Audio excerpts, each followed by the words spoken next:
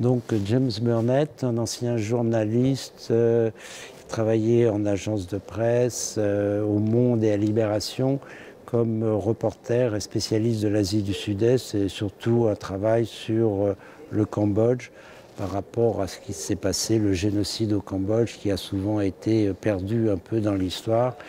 Et ce qui est d'ailleurs très étrange sur ce qui s'est passé au Cambodge, c'est qu'entre 70 et 75, il y a eu énormément de journalistes à Phnom Penh pour couvrir le Cambodge.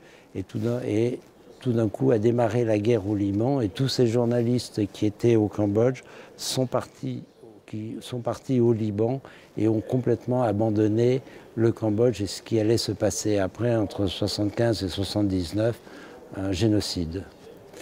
Et puis, après avoir quitté le journalisme, j'ai eu la chance de travailler avec Ritipan.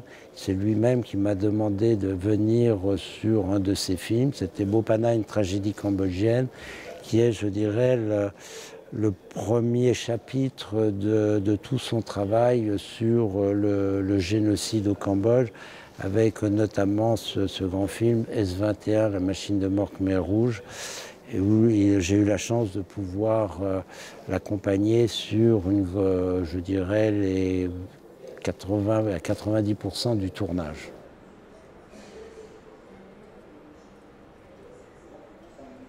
Alors on m'a demandé, enfin j'ai été sollicité pour venir ici pour présenter les films de Wang Bing. Donc je vais présenter organiser les débats, pardon.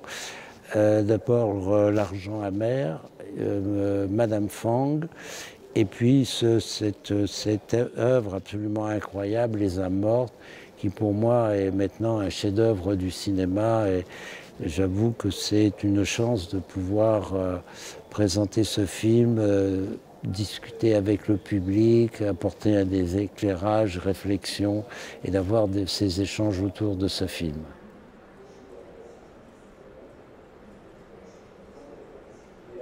Je pense que le cinéma, par rapport à l'écrit, a apporté quelque chose de très important dans, je dirais, j'ai horreur de ce mot, le devoir de mémoire. Pour moi, c'est un mot qui me fait fuir. Je dirais c'est plus un travail de réflexion autour de la mémoire. C'est un travail comment déjà, de mise en perspective de l'histoire qui accompagne cette mémoire. Et le cinéma, on l'a vu avec l'œuvre de Lanzmann, notamment Shoah. Shoah a montré combien le cinéma devenait le complément de la mémoire.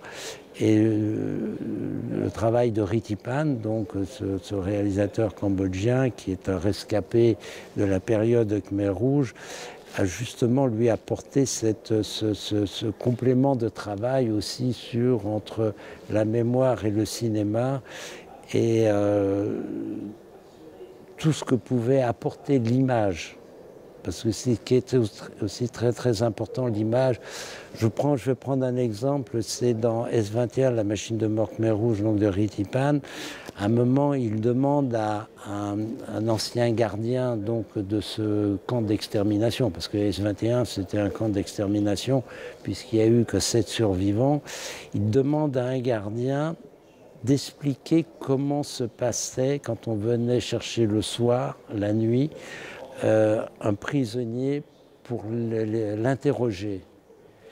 Et ce qui se passe dans cette séquence, parce que je ne parle jamais de scène, parce que pour moi, scène, ça veut dire mise en scène, donc ça ne va pas du tout avec ce travail cinématographique.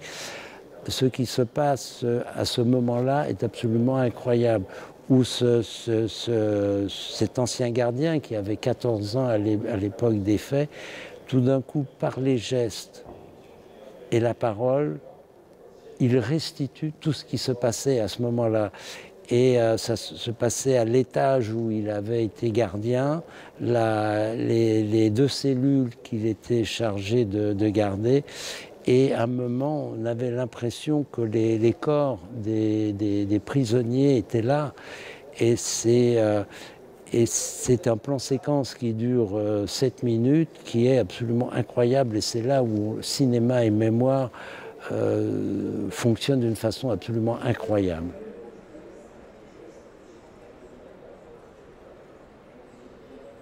Alors moi, je le découvre pour la première fois. Bon, bien entendu, j'en avais entendu parler, mais je le découvre et en arrivant donc à pied, quand on rentre sur le site, en quittant le parking, j'étais très impressionné par ce qu'il reste de ces bâtisses et je dirais ces restes de ce lieu, je trouve, pour moi, sont très émouvants parce que ça me rappelle aussi, par exemple, au Cambodge, d'autres lieux qui sont en train de disparaître et qui portent tous une mémoire, une histoire. Et quand on arrive ici, en voyant ces baraquements, ces vestiges de baraquements, tout de suite, moi j'ai eu l'impression, la sensation de voir les gens qui étaient passés par ces lieux, à partir des réfugiés espagnols jusqu'aux harkis. Et je dirais que je suis plus impressionné par ce que j'ai vu à l'extérieur que par où on est actuellement, parce que là, donc, on raconte, mais à l'extérieur, c'est tout d'un coup la personne qui passe, elle est interpellée. Enfin, moi, personnellement, quand j'ai vu ces vestiges de baraquement, j'étais très, très impressionné et même ému de penser qu'il y avait eu des milliers et des milliers de personnes, de femmes, d'hommes, d'enfants, pardon, qui avaient vécu dans ce lieu